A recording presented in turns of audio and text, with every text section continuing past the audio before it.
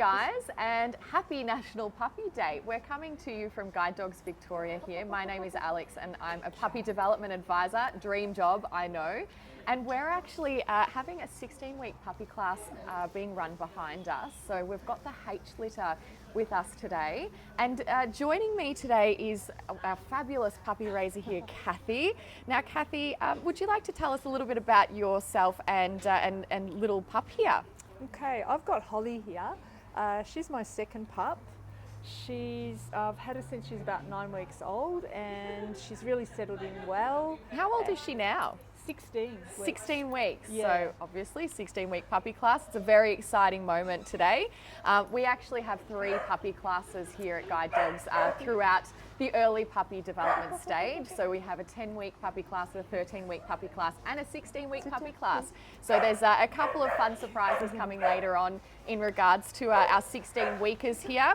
So Cathy, what have been some of the highlights with raising Hollie?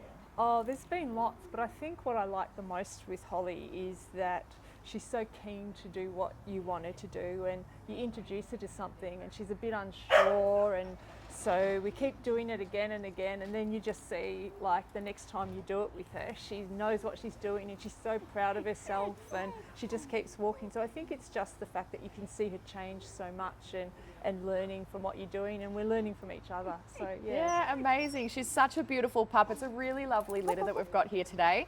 In saying that, it can be organised chaos, so we don't know what the next few minutes are going to bring for us. So there's going to be some barking, maybe some little mistakes, but they are puppies, so that's all part of puppy raising. So we're going to go through a few of the exercises that the guys are actually doing in the background here throughout today. But comment below if you have a puppy at home or a dog at home. Let us know the name, let us know the breed. We'd love to know who's out there. And you know, we're in Melbourne at the moment, so I think there might be a bit of a storm coming over, so we apologise in advance if we get any rain. I'm sure 10 minutes after that there'll be sun, because obviously it is Melbourne weather.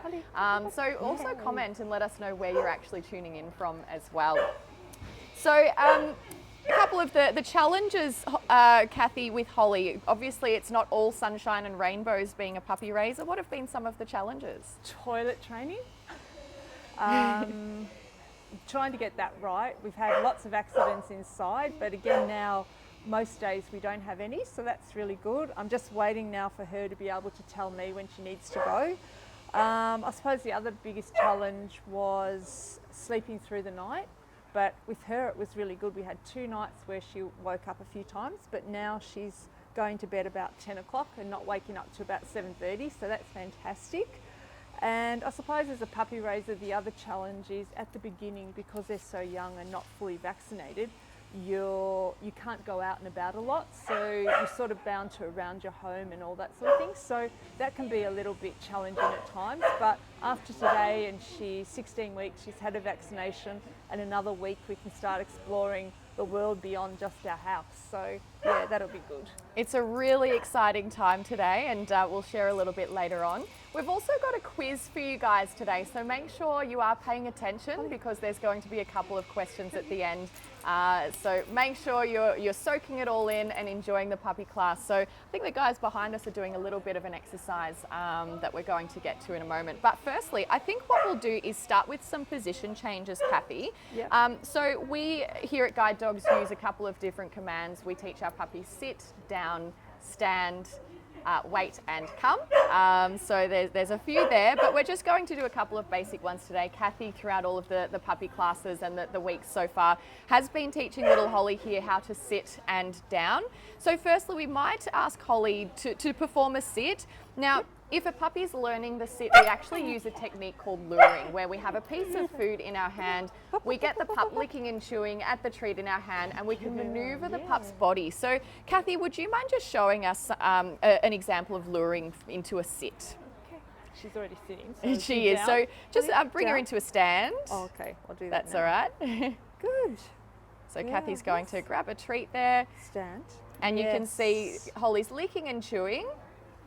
And we'll try that one more time. And she's going to lift her hand up over the pup's nose and then she sits. And she does know that one already. Yeah. Let's up the challenge a little bit with the sit. Does she know it with a verbal command, do you think? She does, but I'm wondering with so many distractions Yes. how she'll go, So but she does. Yeah, so maybe at home pups learn their commands a little bit easier, but once you start to test them in a busier environment, they forget. So we have to go back to square one. But let's test her today, get her attention and Hollie, sit. Oh, she did already.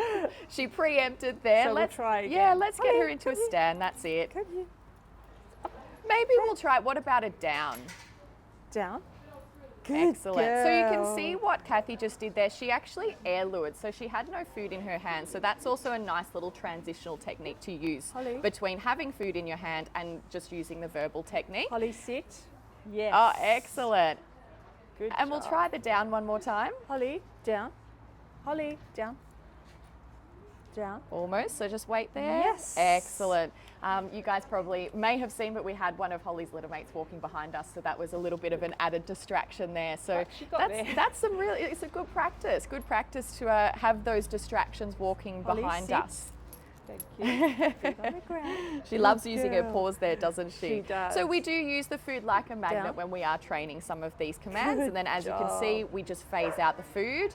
And then we Good reward job. once the pup is in that position. So she's becoming very familiar with the sit, down and stand commands. And I think she's doing a fantastic job. I think you've done really well. And throughout the 10, 13 week and 16 week puppy classes, we do ask a little bit more in terms of the challenge there. Excellent. Okay, so moving on to our next exercise, I think we're going to move on to one of my favorites actually. It's the engage, disengage game. So this is a really great technique that you guys can use at home with your pet dogs as well. It's what we use a lot at guide dogs here.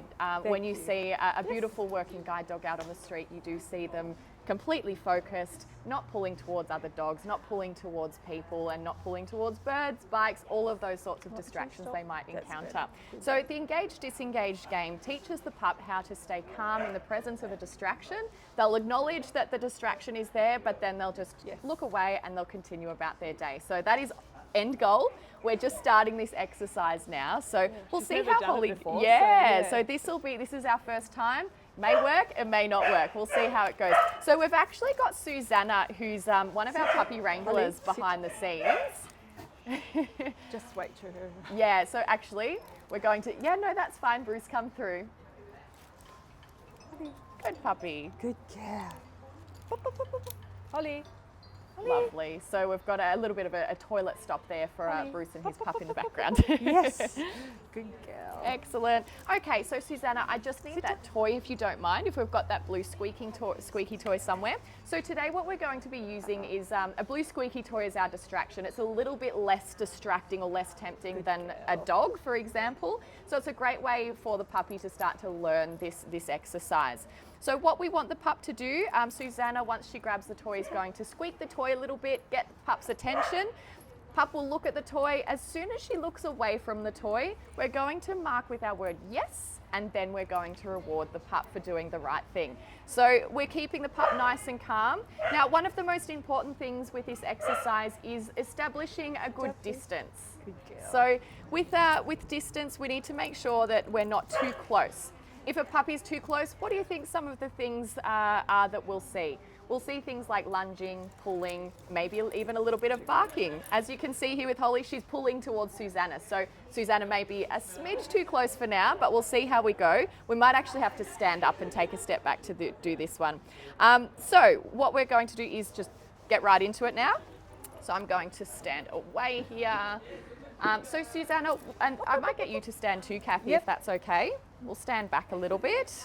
Puppy. Excellent. Hollie. All right, so get Hollie into a nice calm position. That's it. So her feet are planted there. Susanna's a good distance there. So if you just present the toy and do a couple of squeaks. There you go. So Hollie's looked. As soon as she looks away, yes. Excellent. So that was really, really great. And we've got a pup going behind us there. So as you can see, that was too close for Hollie to be able to control herself with a distraction, which was her litter mate there. So we'll try it one more time, Susanna. Squeaking the toy. Good girl. Maybe a little bit more. She's more focused on the pup out in the yard there. Yeah, good. That's fine. So that was good call, Cathy. So what happened there, Hollie looked from the squeaky toy and then she looked away at a dog in the distance. That's completely fine. Our primary distraction right now is the squeaky toy. We don't necessarily need our guide dogs to look at us. We don't need the eye contact. We just need them to disengage. The longer a dog stares at something for too long, the longer they're intensively staring, the more excited they're becoming. So we want to try and keep her nice and calm and working on that disengage. We'll try it one more time. Yes, good, excellent. And Cathy did really well there because she was nice and still. If you start to ruffle in your treat pouch or move or do this, the puppy will actually be forced to disengage, and we actually want them to volunteer that. That was excellent work. That was really, really well done, especially for first time. So that's absolutely something that you guys can practice at home. Now, let me have a look. What we have coming up next is the engage, disengage. We also have a nice little surprise for our puppies here at the puppy class today. Did you want to just grab some food and just feed her as this puppy goes past?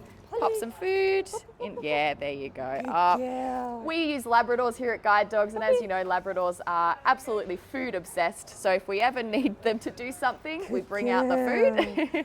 And that's a really great method. So if you can't use your engage, disengage, if a distraction is a little bit too close, you can just feed your pup like this as the distraction goes past closely.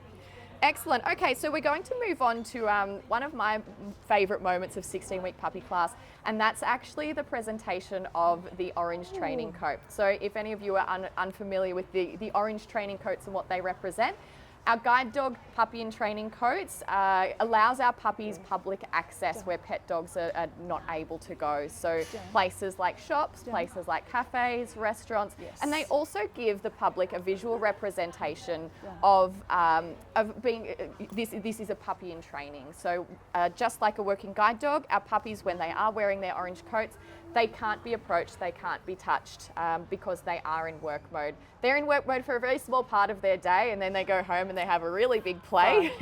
But it's also, and it's a lot of fun for them to wear their coat and get out and about and see the world. So we don't just whack the coat on one day and off we go, because these puppies have not worn a coat before, so it can be quite an interesting sensation for them. So what we're going to do is what we call desensitization to the coat. So I'm going to grab the coat from Susanna. Okay, lovely. So I'm going to, here's our coat, a lovely coat, goes over the pup's back. I'm going to do up the front chest piece here. And just might be a little bit loose, but that's okay for the demonstration. So I'm not going to approach the puppy like this. That's not how I approach. I'm going to make this as inoffensive as possible. I'm going to roll it up like a sausage roll. Going to fold the strap over like so. So now you can see it's just a nice little hole with the chest piece here. I'm going to grab a treat, put my hand through. I'm going to get pup's attention. We're going to use luring, which is what we used before. So I'm going to get the pup's nose. I'm going to hold the coat still and walk her through. So she's actually voluntarily walking through. I'm then going to gently roll the coat back. Isn't it cute? It's a really lovely moment to see. Now to take the coat off, I'm going to roll it back. Sometimes these coats get a little bit staticky, so we just do it nice and gently like so. And that's a coat demonstration. So what Cathy will do is work on this at home for the next couple of days, get pup used to the feeling of the coat. Using lots of food. We use food for desensitization. So whenever Hollie is eating her breakfast or dinner, she's going to be wearing this coat like so. And she's going to feel that after a while, every time this coat comes out, there's a lot of food and it's a really great thing. We'll then slowly introduce it on walks, and ta-da, we'll have a puppy in their orange training coat. And it looks so big on her now, but she'll grow into this very quickly and be in the next size before we know it. So I'm just going to grab her a piece of food. There we go. Roll it back. Lovely. And over her head. Beautiful. So I think she'll be used to that coat in no time. She's absolutely wonderful with that. And have you found at home she's pretty good with coats and things all over her. You've done some handling, Lots of handling vet checks. and patting and rubbing. So I think she'll be fine with her coat. Yeah, absolutely. Well, I'll give you your coat now, Kathy. Thank you. There you go. Congratulations. Made it to the fun part of puppy raising now, where the real work starts. So we're actually going to next week do a shop introduction and gradually start to get Hollie used to shop environments. So I think she's done really, really well today. She has. We've actually got a few questions that have been submitted by some of our followers. So I'm going to just choose a couple here and make sure everyone's been paying attention with our quiz as well. But some of the questions that have come in, so I wish I could have a puppy, but I live in an apartment. Well, I mean, we're in Melbourne in the city, there's lots of apartment dwellers. That's okay. We actually can have our pups in apartments. It's absolutely fine. We had a puppy raiser living on, I think it was like 27th floor in a penthouse apartment with a little courtyard outside. So we can definitely make it work. What we will do when you apply to guide dogs, we run an information session. The next stage will be a home interview where we will actually come out and assess the suitability of your home. So that's okay if it's an apartment. It could be somewhere in the middle of nowhere on a farm. That's okay. We're just going to assess it and see whether it's suitable for one of our puppies. But most of the time our pups are going to be with us. They're not in the backyard on their own anyway, so we don't necessarily need a backyard. We just need a space for toileting, and that can more often than not be a courtyard or a little garden bed somewhere. So absolutely fine. If you live in an apartment, still apply. Okay, so what else do we have? I already have an adult dog. Can I become a puppy raiser?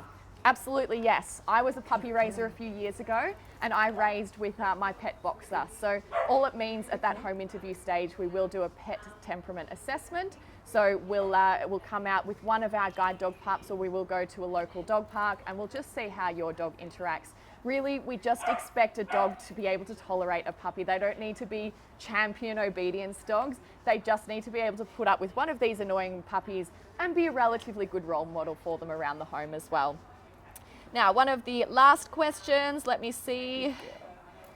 How do you name the puppies? So that's a really interesting one. Our puppies at Guide Dogs are named alphabetically. So as I mentioned earlier, Hollie is part of the H litter here today. So all of her siblings here are H names. We've got, I think, Harlow, Hedwig. What are some of the others? Honesty is Honesty is another one. Hermione, I think this one, wasn't it? Hermione, I think, is another one. Any Harry Potter fans out there? Yeah. So yeah, look, they do sometimes have themes, but they are predominantly named alphabetically unless they are a sponsored puppy. So we do have sponsors out there that do put forward a donation, and in return they get naming rights of the puppies. So you might get, you know, a H litter, and then you'll have Greg in the middle of the H litter. So that is also a possibility as well. Okay, so that pretty much wraps up our formalities for today. So with the quiz, let me find my questions. Here you go. Do we have the questions?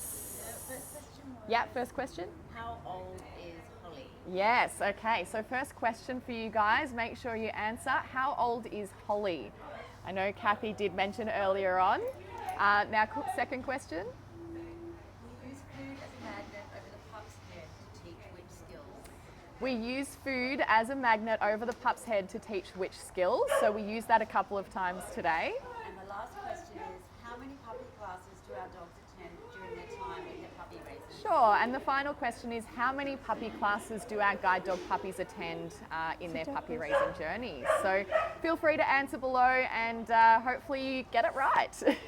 All right, guys, well, that wraps up our live today. If you want to find out more about becoming a puppy raiser, it's a very enjoyable experience, isn't it? Yeah. There's highs and lows. There are challenges, but it makes it so rewarding when at the very end you see your beautiful dog excelling and exceeding in whatever they wish to do. So if you do want to find out more, feel free to reach out, jump onto the Guide Dogs Australia website and look into the specifications for your state. Stay safe, stay well. We're going to run from the thunderstorm that's about to come and hit Melbourne right now. So it's been great chatting to you, and hopefully we'll see you again soon for another one of these. Thanks, guys. Bye.